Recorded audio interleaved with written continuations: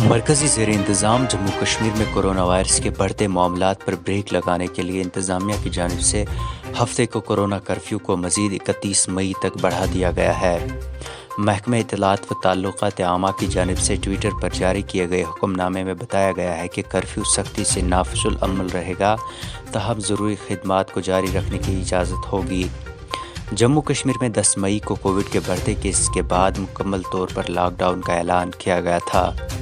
پچھلے 2 ہفتوں سے جاری لاک ڈاؤن سے معمولات زندگی بری طرح متاثر ہے۔ شہروں اور قصبوں میں کاروباری نظام پوری طرح ٹھپ ہونے کے ساتھ ساتھ پبلک ٹرانسپورٹ بھی سڑکوں سے غائب ہے، جبکہ تعلیمی اداروں کو پہلے ہی 31 مئی تک بند رکھنے کا اعلان کیا گیا ہے۔